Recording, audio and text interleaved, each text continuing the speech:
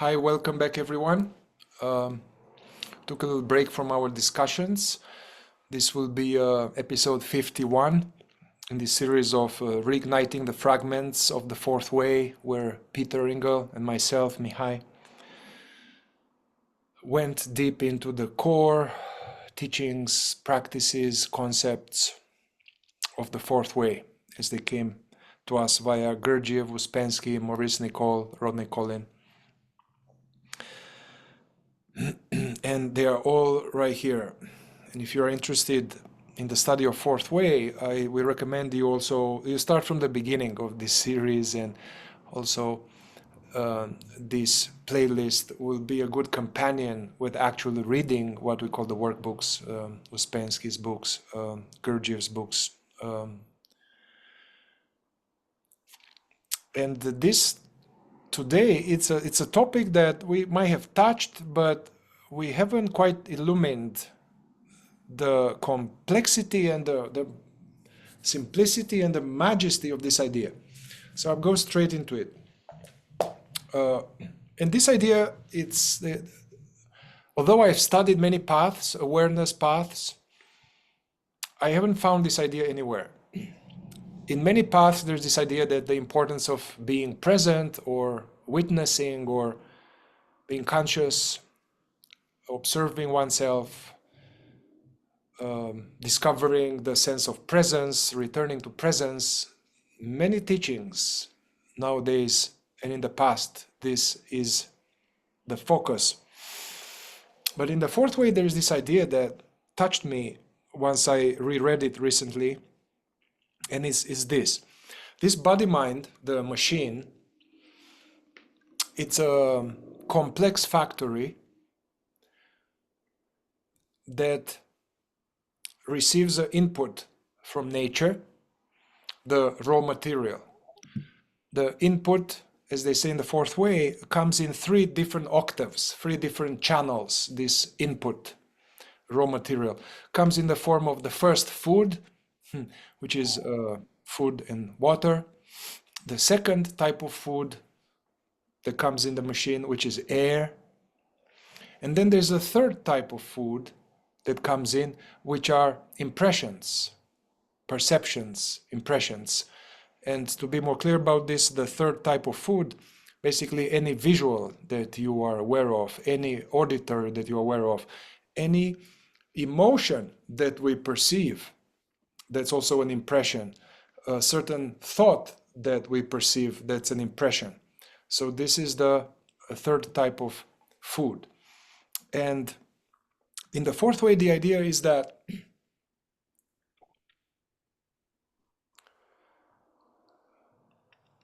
this factory is designed to first keep the machine alive, keep the machine alive and with all that is necessary. But then the purpose of this human factory is not just to be alive and have fun. But this human factory is to be alive and then use this energy and this opportunity of being alive in this planet with a body to develop ourselves from the point of view of being, to engage in this sacred process of consciousness evolution. That is why we are here. That's what the fourth way is about. So from this point of view, from the point of view of the factory, this awakening has kind of 2 aspects in some way. One aspect is that why we are not awakening, let's say, even if we are interested in this, is that in the unconscious second state, in the waking sleep state, this raw material that comes in, food, water, impressions, we accumulate certain energy, but then we leak it. We blow the raw material that we need in order to develop higher, finer substances that are necessary to activate the higher centers, conscious presence, and higher states of consciousness and being. In order to reach the higher states of consciousness, to reach our potential, our factory needs to enhance its production. And there are two problems here. One is that although there is a production, we leak it. So basically the obstacles that we talk about, spending all day in daydreaming, being identified with everything, expressing unpleasant emotions, inner considering, self-pity, reactivity, this self-absorption, rehashing, worrying. So the God-given, nature-given energy is spent uselessly, and then by the end of the day we are tired and we can't go any further. So there's first aspect of plugging the leak and leaking less and less. And then there's the other aspect that this is not enough just to plug the leaks. The plug the leaks is it's an intermediate step, but then we have to enhance the production. So the company needs to go to in a higher mode to start to bring forth higher, finer energies, and we start to accumulate this finer energy that will accumulate in the opening to a new state of being and a new feeling of oneself. Now about these 3 octaves, the input that comes in, food, air, and impressions. In the system, there's this idea that nature or God takes care of this octave of food mechanically, automatically, food and air, meaning that we eat some carrots and oatmeal, a burger, and this is a certain substance and enters the body, mixed with the saliva, and then it transmutes. Basically, it's an alchemical factory. This is a alchemical factory, and it transmutes into some other product, and then there comes the gastric juices. They break it down and brings up to a new level. So then nature or the instinctive center does all of this perfectly. So from the burger and the oatmeal, we have vitality and energy for today. Also, they are in this octave, they are intervals. Yeah, these octaves, they are based on the law of 7. There are certain intervals, but in the transmutation of food and air, the idea is that nature bridges the intervals. We don't even know about it. We don't worry about it. It's interesting, this idea that at some point the food that is transmuted to a certain point get to some finer substance. At some point it stops. And then the fact that air comes in, this brings the octave of transmutation of food to its completion. And air, again, it's transmuted to its highest level by itself. However, in the 3rd octave of impressions, this doesn't happen by itself. Basically, there's this other potential of transmutation of energies by receiving the impression, the tree, the smile of a child, classical music, or just a feeling of sadness. This also comes in, brings energy with it, but here the octave stops, basically, and it will only start with our own conscious intention and with our own conscious effort. And if we do that, then what happens is that we start to activate a certain potential of the factory that now is not used. So here it's called that in this octave of transmutation of the impressions, it doesn't happen without self-remembering, being present, self-observation, non-identification. So in this octave, self-remembering acts as the first conscious shock to bridge the interval. Yeah, in a way that, like a regular person without this knowledge and this practice is, you look at the screen, you look at us, and there's this information, this energy coming from seeing Peter that has a certain information and certain frequency or certain amount. And for a regular person, it just stops right there. But in the fourth way, if you are interested in this practice, the idea is now, as I take in the impression of my friend Peter on the screen, I am also trying to be aware of myself. So I'm not lost completely in the image on the screen or in the tree, and I'm aware of myself as the perceiver of this. So I'm aware of the sense of being, or I'm aware of the feeling of I'm aware of being the perceiver. So somehow the attention now is somehow divided. Part of the attention goes to Peter, and a lot of the attention also stays with myself. Therefore, the amount of frequency or hydrogen or energy is thus doubled. So this starts kind of moving the octave along. So that's how, although for a long time we don't feel anything different, and it seems like a struggle. It seems like I keep forgetting and nothing happens, and it's frustrating. If we persist in this way, it is said in the fourth way that something accumulates in us. And at some point, this feeling of myself as the presence stops being elusive or philosophical, and it's very tangible. Then, of course, to keep going further, there's the second conscious shock, which we are not going to touch today, but this is the transformation of suffering. But I wanted to tackle this idea, and have you share on this, Peter. It's almost like the chemistry of becoming conscious. It's not just a spiritual, philosophical, virtuous, emotional. There's an actual transformation, a structural transformation at the level of the energies in the body.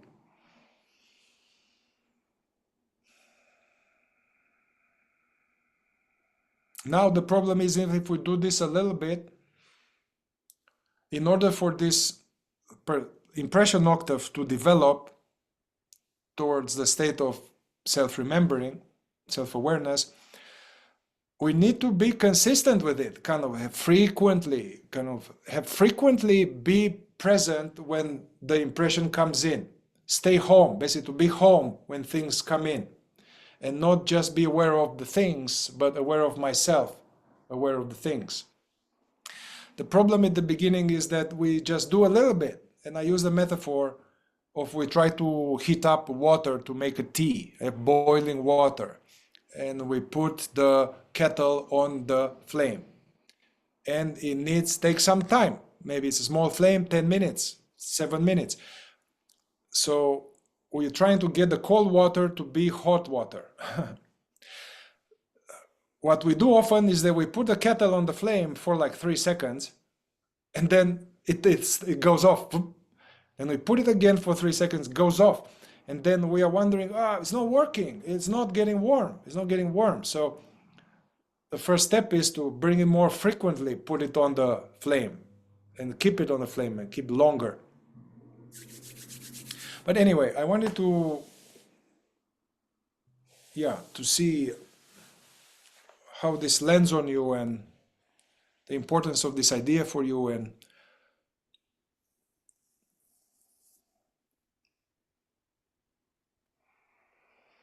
one thing you said at the beginning, excuse me, one thing you said at the beginning, Mihai, is no other tradition or system presents this information in this way. This is, to me, quite interesting. This is one of the unique things about the fourth way, is this whole explanation of what Gurdjieff Uspensky called the chemical factory, that the human being, the human body, the human machine, including the mind and body, is essentially a chemical factory, can do all this, produce these energies of different levels. And that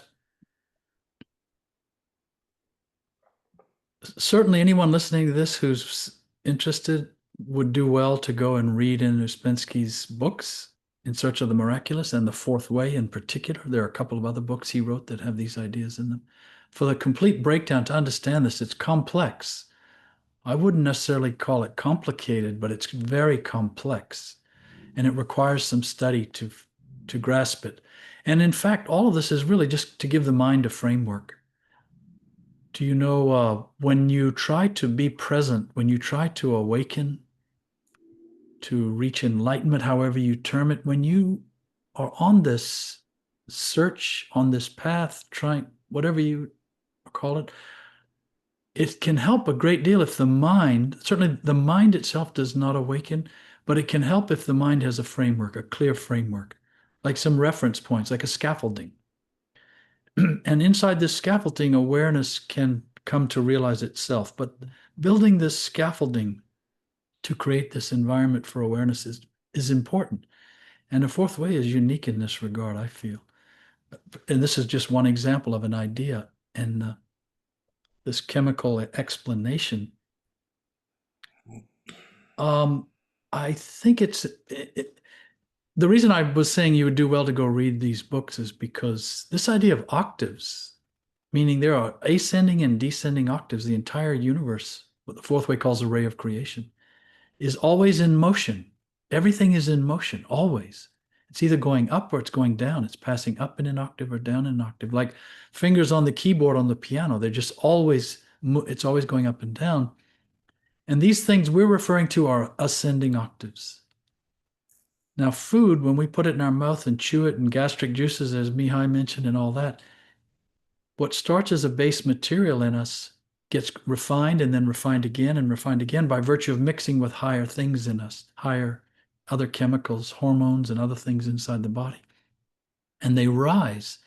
And in the end, it produces physical energy, food in particular. And then the mind, our mind really relies a lot on oxygen, on air. If you don't have enough air, not only do you stop breathing, of course, but your mind starts to shut down. The air octave is very much, corresponds very much to our whole mind activity. And then what the fourth way says is these first two octaves, which overlap, first the food octave, reaches an interval and it's bridged. That interval is bridged by virtue of this air octave. This is the theory. And bear in mind, this is a theory. We're not asking you to believe it. You do well to study it and see if you can verify this for yourself. When you try to be present, what's really going on? Do you know what's really going on? In your body, in your mind, and with awareness. What's actually happening? And this fourth way tool can help explain it to the mind at least. But what I wanted to say is that when the food and the air octave are proceeding in us, we get to the point where, yes, we do register things in our environment, obviously. These are impressions, but they don't really go anywhere. They kind of just fall flat and settle in the mind. And they become mental associations. They become memories. They become expectation and worry and anticipation. And Mihai and I were talking before we started recording this about how you're just walking across the room, and rarely are you there while you're walking across the room, registering consciously what's in front of you. We just head off to the next stop, whether it's the coffee cup on the kitchen counter or the car in the parking lot or the office building we're walking to, whatever it is. And we're usually just in imagination. Everything we see, if it comes in, it's usually dull. It's a vague impression. We don't look clearly and sharply at things and register that they're there, that they exist, and that we are perceiving them. We have this, we don't even, we take it for granted. But when you start to look closely, it's incredible. We have this capacity to register what we perceive. There's an awareness that can perceive all this. It's astonishing when you see it, when you realize it. And this is what this so-called first conscious shock is about. It's really about now becoming more conscious when we look at things, listen to things, taste things, touch things.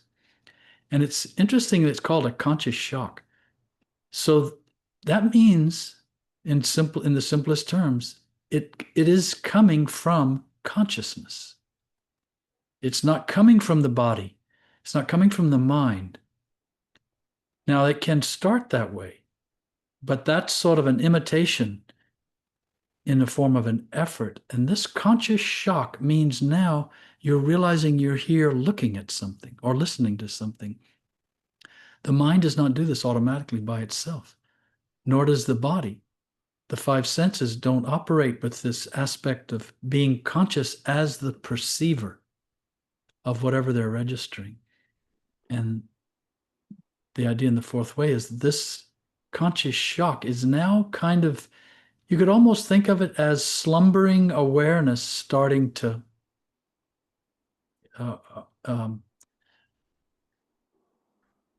realize itself really in a small way. There's much more beyond this, but in a small way, for consciousness to begin to realize itself as this source of perception of all these things. It sounds, even when I'm describing this, explaining it a little bit, it sounds kind of obvious, but in fact, that's not what happens most of the time.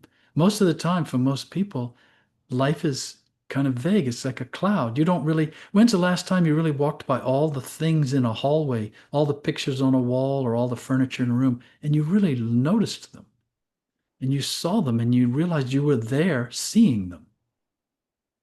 We walk through our houses and we don't even see what's in the house until perhaps we go to clean it or something like that.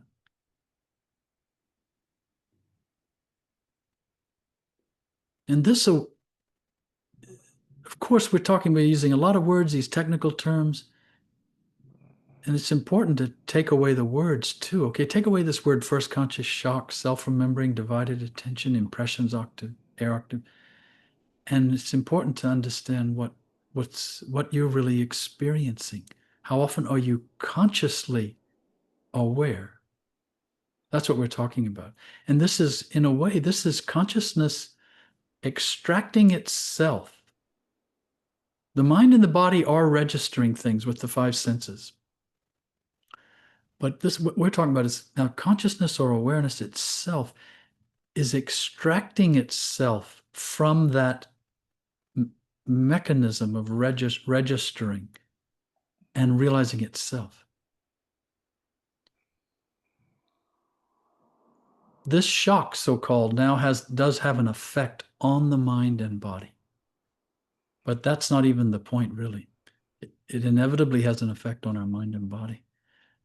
And like if I'm sitting here and I look across the room and I see a lamp, and if I can be more present, more consciously aware, I start to notice the lamp much more vividly. And I can notice all its details, and I see it three-dimensionally. I see space around it. It starts to become really alive in a way. In creation, there it is. But that's not even what's most important about what's happening. What's most important is the consciousness in me is now more aware, is more conscious of itself.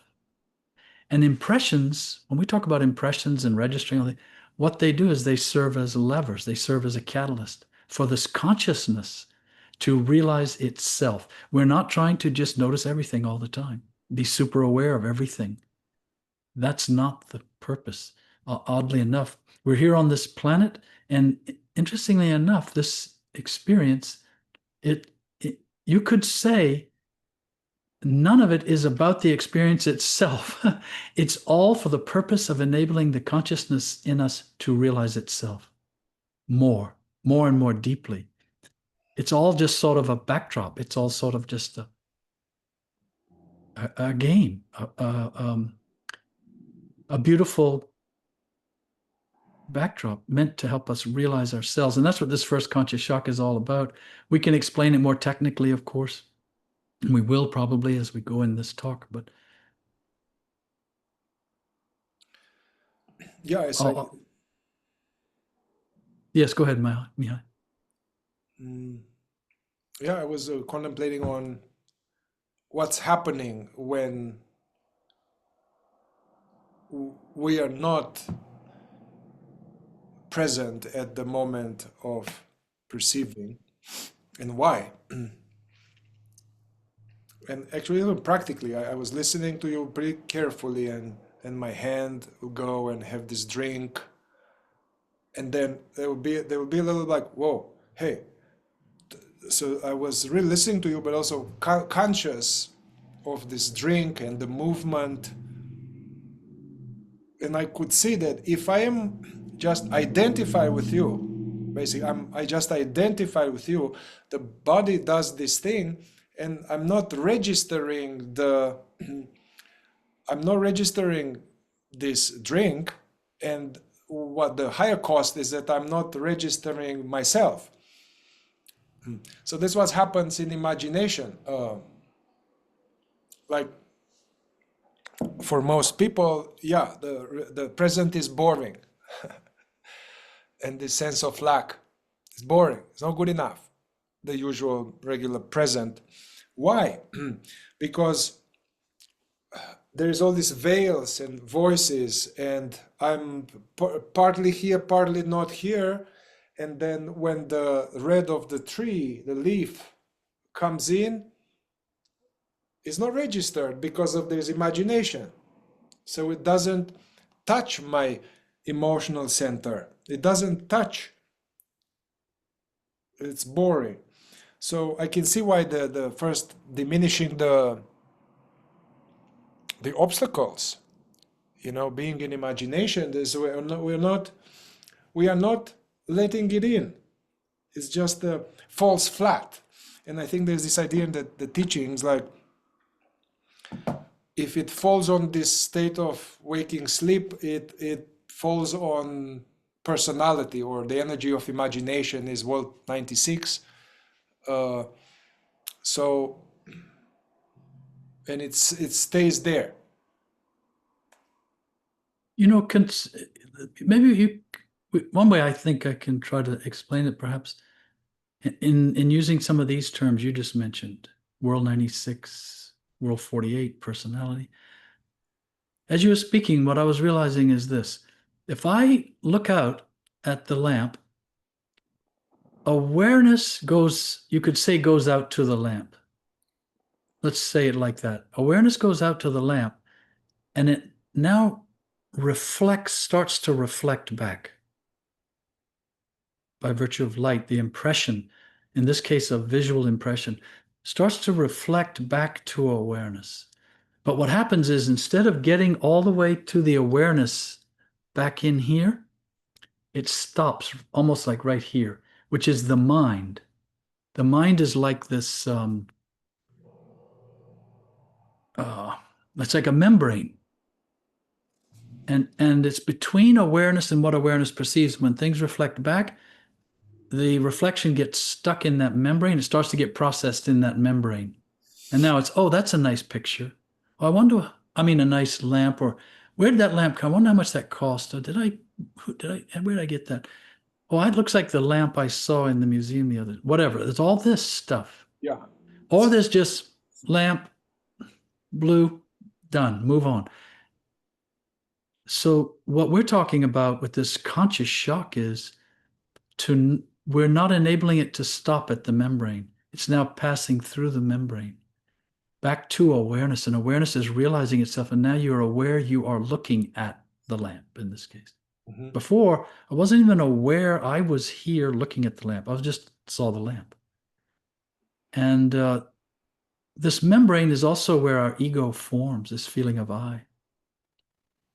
And a large part of this work is rendering this membrane transparent, more and more transparent. It's a necessary mechanism in us as a human being, but it need not be opaque. It can be rendered more and more transparent. And partly that is when this feeling of I starts to dissipate, because that's where that feeling of I is lodged, is in this membrane. I'm using this idea of a membrane.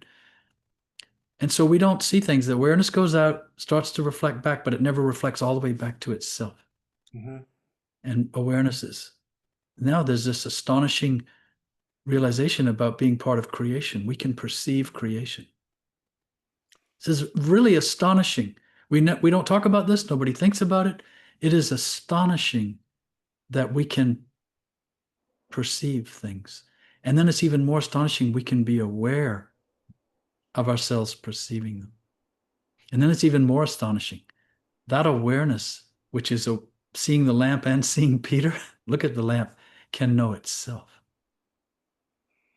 All of these things are right in front of us actually all the time, but we don't see them.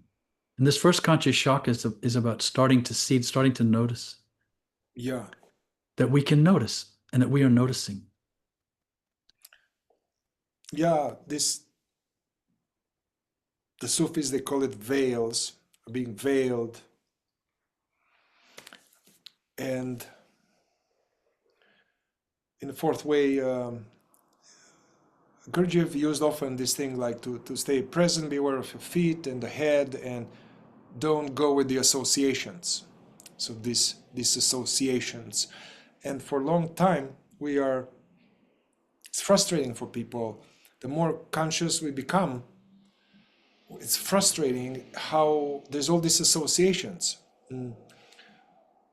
And yeah, because the ego has been formed now. So it's from one angle, there's a wrong work of the intellectual center.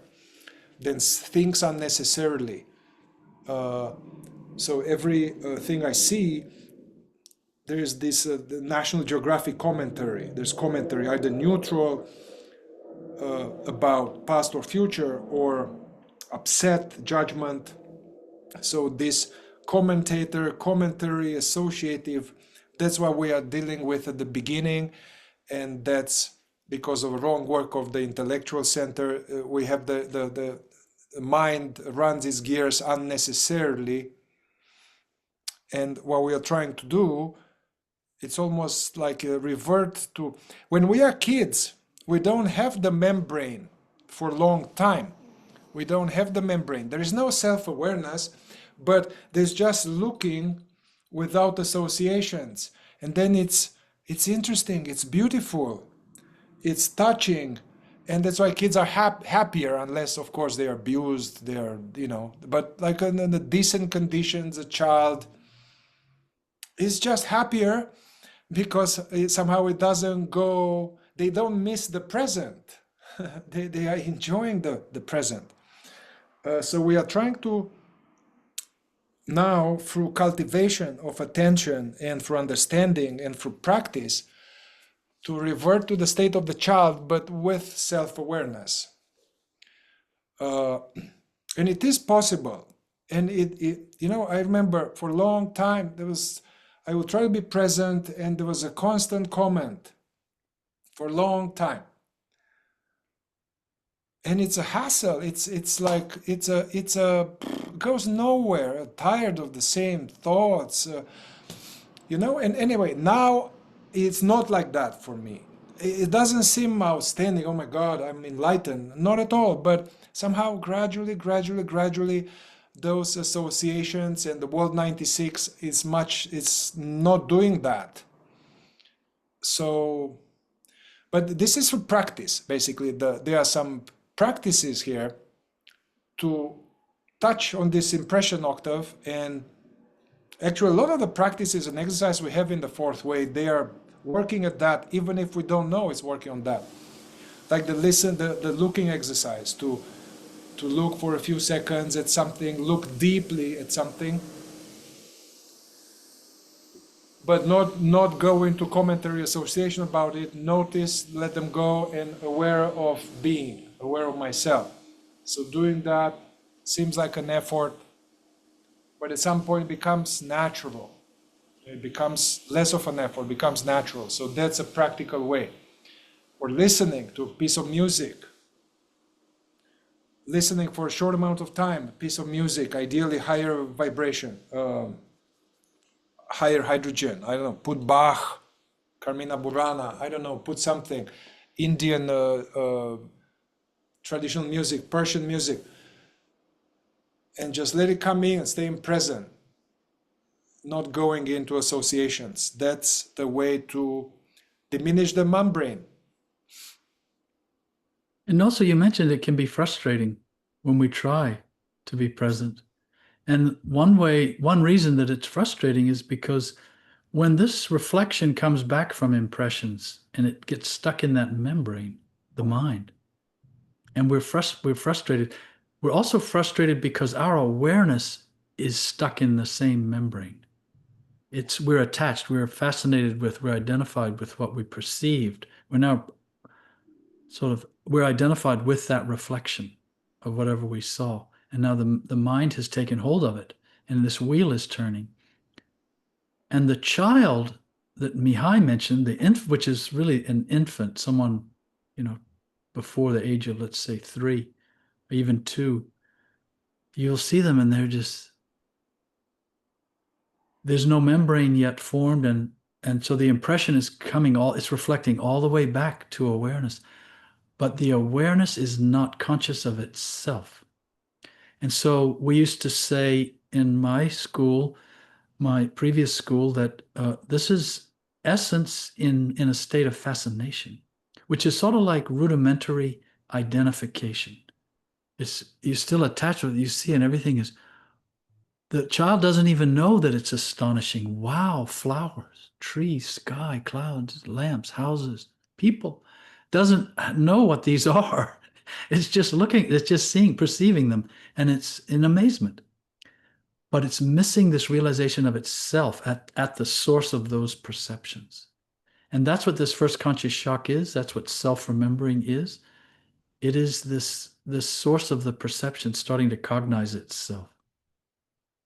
And the tool of divided attention is just a device to help the mind kind of frame this, set it up, create a sort of a structure almost to allow this to happen. And it's all about this awareness itself, cognizing itself. But the little child essence, and our essence also, we all have an essence when we're born. This essence is like that. And oddly enough, you can use the expression, has to learn to remember itself, to realize itself, to know that it's not noticing itself, noticing everything else. It's just simple. You can have a simple thought for yourself that can just say, notice. Just notice. When you look or you listen, just notice. And then notice that you're noticing.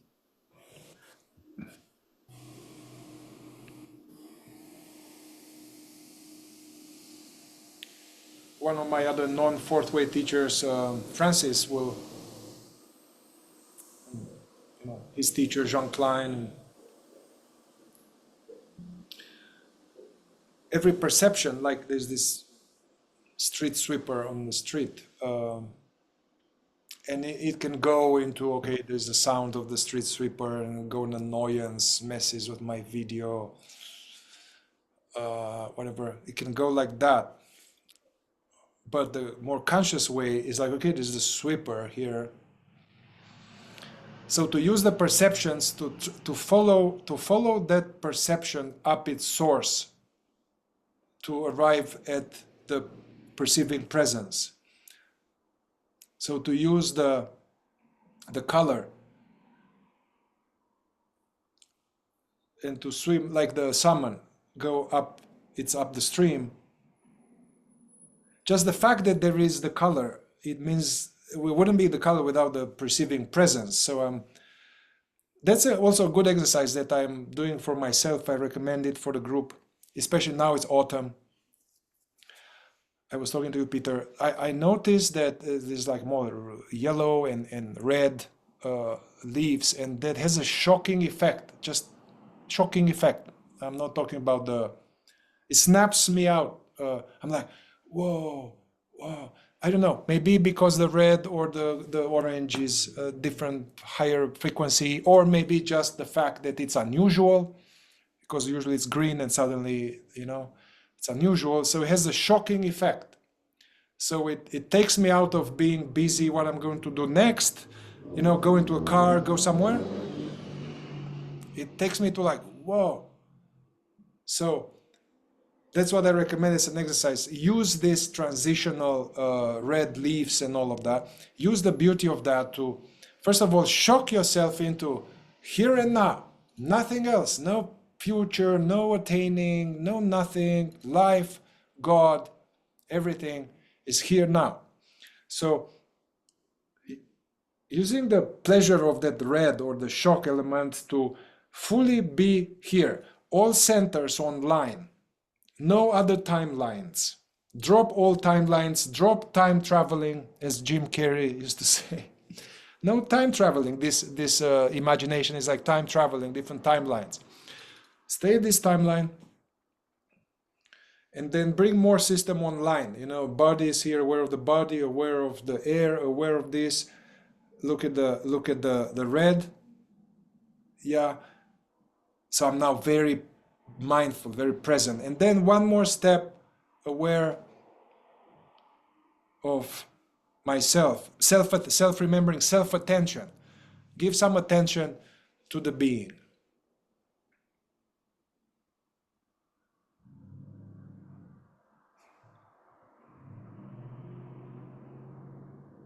I mean, how often do we do this with people? Like, usually we have a friend and we don't deal with the friend, we deal with the friend in my head, and so we're not really present to the person.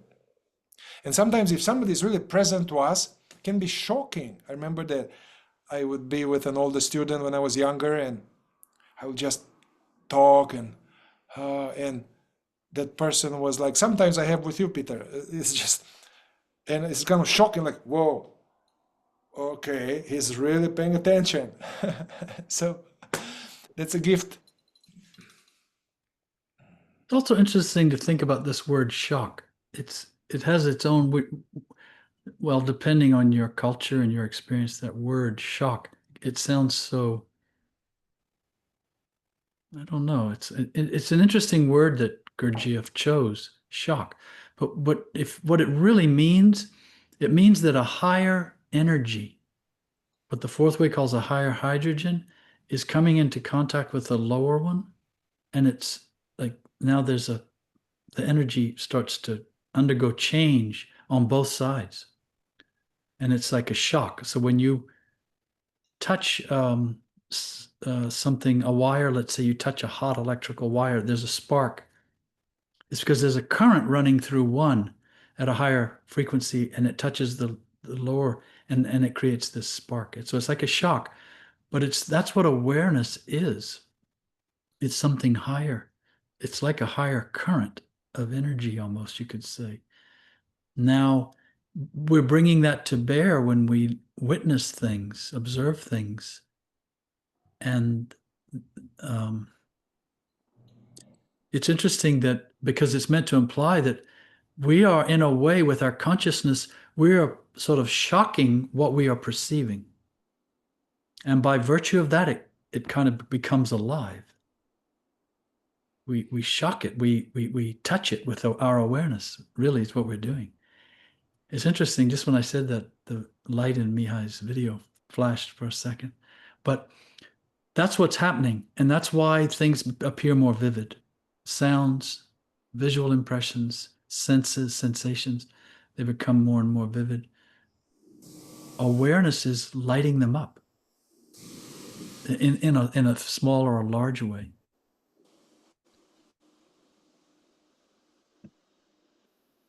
There's a term in some definition of what's the ultimate practice or self-remembering. The moment-to-moment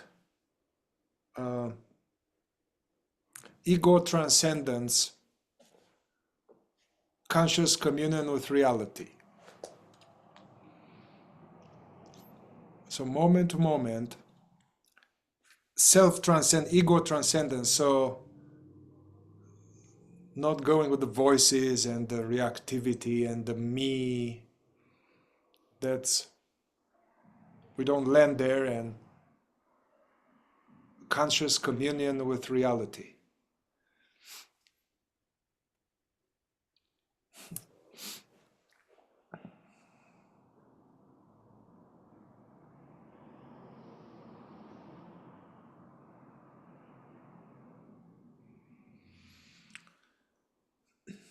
You know, Peter, I had this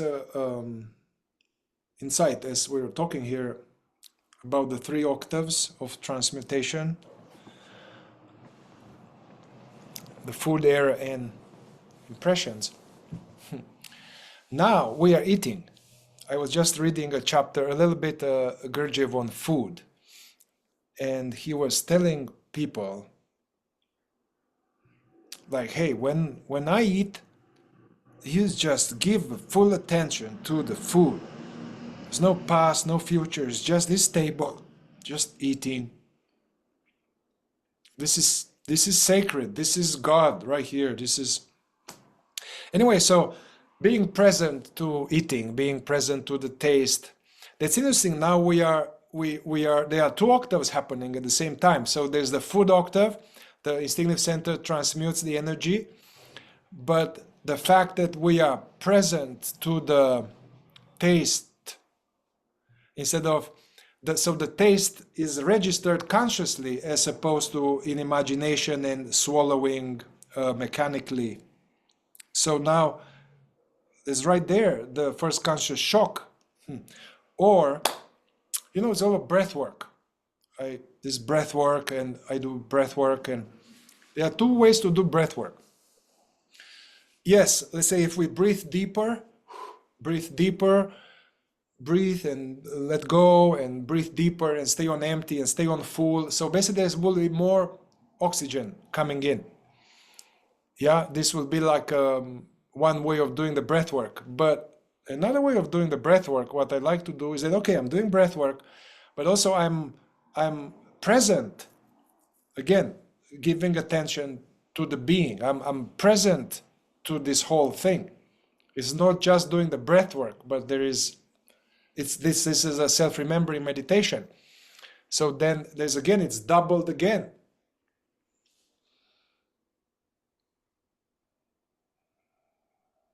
There's another thing about these octaves. You mentioned all three, which is that this food octave never reaches completion. Or it comes to a stop at a certain point, this food octave. And the same with the air octave. Some of the air octave continues. It's again, you need to look at these diagrams in these books by Ouspensky and Gurdjieff to grasp fully what I'm saying. But the point is, our awareness, our consciousness remains sort of at the level of the mind and the body. It remains attached and kind of embedded, enmeshed in our thoughts and emotions and sensations. This is a law. This is what happens. It remains this way unless this shock we're talking about can start to happen. This marks really the liberation, the extraction of consciousness from the mind and body. Ouspensky said real self-remembering is not in the centers, the four centers. It's above centers. Now we're talking about something, you could call it metaphysical if you want, this awareness. This is not a thought. This is not an emotion or a sensation. It's not the feeling of being the person. It's this awareness. We have this word, of course. What is that? It's good to take that word away too and probe into, look deeply into, what does this mean? What does this word represent in your own experience, awareness, consciousness? But the point is that until this starts in us and becomes this conscious manifestation in us, we remain at the level of the mind and the body, our thoughts. We can accumulate lots of knowledge, even the spiritual knowledge. We can master this fourth way system and other teachings and so on. It's really of no value. It's just in the mind. All of that's a platform. And ultimately, all of these systems, teachings, practices, traditions are meant to to serve as a springboard for awareness now to launch, really. And they're like booster rockets. We need something special to overcome gravity, to get a rocket into the atmosphere. Then once it's in the upper reaches of the atmosphere, the booster rocket releases the actual spaceship, which now you could say floats into space. It's free of gravity. It's no longer bound by the gravity of the Earth, and it can now travel free from the gravity, without the gravity of the Earth interfering with it. This is exactly the case with consciousness, with awareness. It's bound by identification to our mind and to our body. And this self-remembering, this first conscious shock is about how do we engage this booster rocket? And then how does this spaceship, it's not even that the booster rocket releases the spaceship. It's the spaceship unhinges itself from the booster rocket at the appropriate moment, and now it's floating. And this can all seem like mind play talking about all this, but it's not. It's about transcending our mind and body. It's about transcending thought, emotion, sensation, the feeling of I, with more and more pure awareness. Because of course, the fourth way also explains there's a second so-called conscious shock. There's something even beyond, a further extraction of awareness out of itself and really out of the mind and body. And you could even say this first conscious shock, it's almost as though awareness is enmeshed in the body and in the mind as this feeling. And really this first conscious shock, what it really does is it just kind of loosens it. That's really what it's doing. It's just loosening it. And it's said in the fourth way too that the results of this can be lost because you can loosen consciousness. It's so attached in here, and it can start to loosen and start to cognize itself, but it's still tethered, you might say, just as essence is. And that's what it is. It's really this, we used to say it is essence becoming aware of itself. And that is the beginning of this consciousness the maturation of consciousness itself, awareness itself, knowing itself. And the second conscious shock that the fourth way talks about, maybe we'll talk about that another time. We've mentioned it many times actually with other terms in our many videos. This transformation, it's a further extraction, as I said, of consciousness itself. And it's that which marks the full, you could call it the full awakening. This idea that all you have to do is realize your true nature can be misunderstood because that can refer to consciousness in yourself starting to cognize itself, and now it's sort of loosening, and it's starting to realize itself inside this dimension of the mind and body. But ultimately, what we're wanting is for that to go farther, deeper, higher, more rarefied, more conscious. And this is the beginning. This self-remembering, this first conscious shock, it's the beginning of conscious, you could call it work, but yes, it is the beginning of consciousness itself participating in our existence, not just the mind thinking about all this, and not just our emotions, feeling and desiring it and being, wishing for peace and love and bliss and a beautiful world, all these things. No, and now consciousness itself, not a thought, not a feeling, not a sensation, consciousness itself participating in the realization of existence and its existence. Yeah, seems to be it's organic, this process of deepening, expansion of consciousness, however you call it. Gurdjieff called it perfecting oneself from the point of view of being.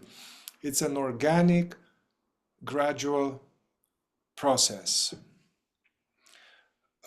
Just like the development of the embryo, of the fetus, is a gradual, organic process. I was talking to somebody, a friend of mine who's in the work, and he was in an interval or something, and I shared this. It came out of me like, hey man, my intention is to nourish the work in you, and in you now is like a little baby, and like this, for this baby to become a wee boy, and then to become a lad, and then to become a teenager, and to become a powerful warrior, the inner the consciousness ability to not lose itself, and to, so yeah, and it's interesting. You said you can lose it because if I know go to a vipassana retreat or I have some special circumstances for some time and I access a higher state of consciousness temporarily, and I was like, oh wow, yeah, I have a glimpse. Yeah, I am that. Oh yeah, and then I go home and if I don't know about, if I still have condoned and okay the expression of unpleasant emotions, the judgment, the inner considering, all of that uh, will be leaked, basically. Uh, it will be leaked because all of that higher energy we have is going to be blown out right away with some fit about the government and, about my girlfriend or yeah, there's a difference with this neo-Advaita radical non-duality where you just realize the isness now and that's it. Yes, this consciousness is in everyone and has this capacity for self-recognition, self-awareness, or awareness as itself. But it's there, but it doesn't know it's there as pure awareness. This is what we're talking about. And so this idea that you're immersed, you're in your thoughts, you're in your emotions, you're in your reactions, your awareness is completely attached to all that, identified. And then now there starts to be a recognition in a way, apart from all of that, apart from the thoughts, the reactions, the emotions, everything, your whole life, your whole idea of yourself as this person going through life, it reaches that point too, where you start to see that. But there can be this, sometimes a person who doesn't know about this will find themselves in a situation and suddenly the consciousness in them is loosened. Let's call it. It's loosened suddenly. And it's now finds itself in this psychological world. And it realizes it's looking at the psychological world, but it's not what it's looking at. But it's still in that psychological world. It's kind of still swimming in that lake. But from there, this is why that's what the fourth way would call that the third state of consciousness, this awareness realizing itself. And we're trying to engender that, engage that, induce that with this practice of self-remembering. And so self-remembering can be thought of as a practice, and it can also be thought of as the thing itself, this awareness realizing itself. But then from there, now loosened, detached more from the psychological and the physiological world, this awareness can then from there sometimes pop out of it altogether. And so you can have a moment where you have a deep, what do you call it, Mihai? Is that Glimpse, satori, samadhi or a satori or a glimpse. satori? Yes, I don't know the terms, but yes, satori. You can have a deep glimpse. Maybe that's a simple way to say it for now, for me anyway. You can have a deep glimpse, but it's almost like the spaceship can't quite, it's still attached and it still clings to the booster rocket and the booster rocket still falls back to Earth. But you can have a glimpse.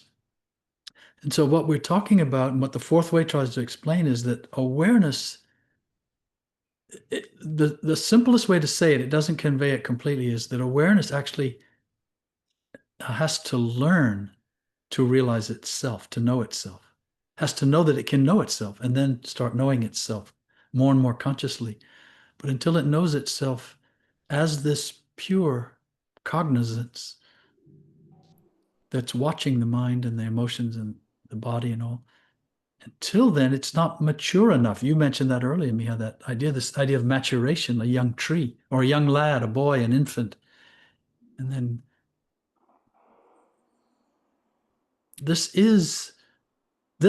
you could say from the fourth way perspective, this is the meaning of life. The highest meaning of life on earth is the awareness in this temple, in this vessel, or if you want, in this chemical factory,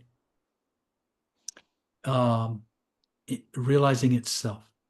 And this fourth way is kind of remarkable because it explains it in a very technical way, which is appropriate for the 21st century, this age we live in of technology and information and science, scientific exactitude, medicine, chemistry, physics. Never before have we lived in an age where all of this was so measurable and translatable.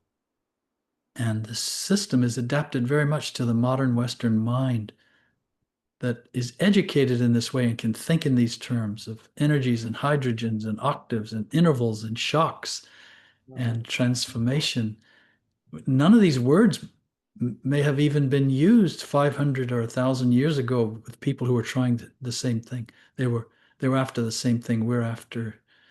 And we can be so specific and so, but we can also get lost in the words and lost in the details and miss the point.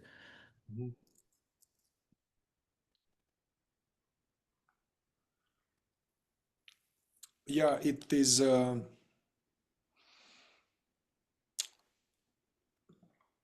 all the study and the practices can or usually leads to some internal taste.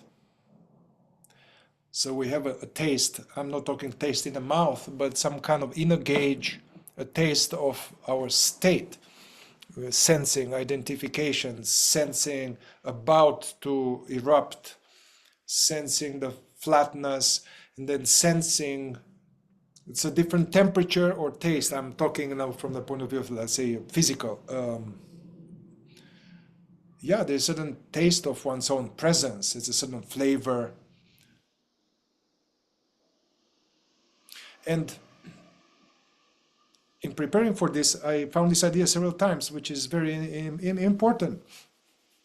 You know, while we're trying to raise our level from the second state in more like waking sleep to be sleeping a little lighter, to less heavy, dense sleep, gets closer to the edges, shores of the third state, and then stay more there and stay more trying to be aware of oneself, being aware of oneself. And yeah, so getting to this level of the third state,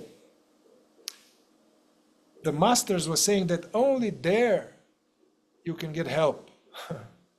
It's not the end of the road. It's just there now you can get more help, actually. Because in the second state, somehow the higher help doesn't work.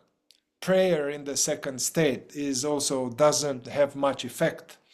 So one can be, yeah, that's a place where one receive higher help. Also, Gurdjieff was talking about sometimes in some schools or these days without any school, there is a use of psychedelics and special drugs, which from the point of view of evolution, sometimes can have the effect to give a taste to somebody who is asleep, how it would be if I were to keep going, have a taste of reality, a certain free sample.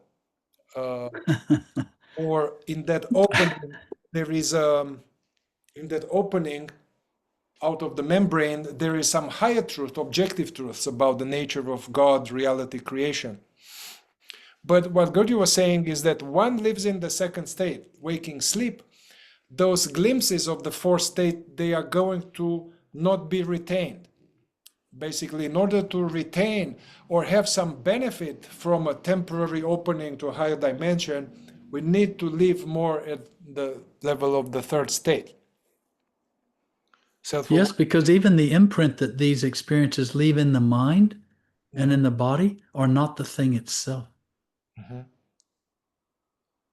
And you can have this glimpse, let's call it, and then your mind can register that and even remember that, but then cannot by itself evoke that. And it cannot be that. And then it can also sort of distort it and even bury it. Forget about it. How about, Peter, let's offer something, what I mentioned it before, but let's put it here clearly, some practical exercise to embody this and to actually have practical work. That's what I'm going to do for myself, and Peter is going to do that too. Feel free to play with this. To to bring more awareness to this, bring the work and presence and conscious effort to these functional walkings. Bring more awareness to walking. But I'm not talking about like, hey, I'm going to go for a mindful walk, or I'm going to do my walk in the park and presence. Not this kind of stuff, although that is very good to do something like that. I highly recommend. I'm talking about this functional walking that happens every day. Like, I'm going to go from here. Once this is finished, I'm going to a bathroom. Then I'm going from my house to the car. Then get to the car, and then from the car to my next meeting, or in an office building. So this functional walking. Yes, you called them transitory moment or transitional Moment, which I thought was a very good description. Yeah, and for everybody, basically, subconsciously, it is considered as if this doesn't matter. This is not an important moment. My awakening work will happen on Monday night, or when I meet this teacher, or when I listen to this, or when I meditate formally. So, and however, we have most function this transitional walking all the time. So the exercise is to bring consciousness there and kind of slow it down and even enjoy it more. I got today, I got today somewhere with a car in the forest. I was going to go to a spiritual meeting where is a wonderful temple. But anyway, I closed the door and I looked and I could see all these trees, and I started to walk slowly, leisurely, as if this is my temple. My walking to the temple is the highest form of sacred, important practice. Yeah, so bringing the work to this so-called inconspicuous, from the ego point of view, trivial, unimportant moments. From the point of view of awakening, there's no such trivial, unimportant moments. You'll have much more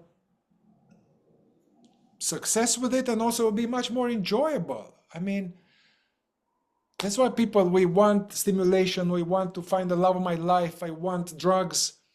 Why?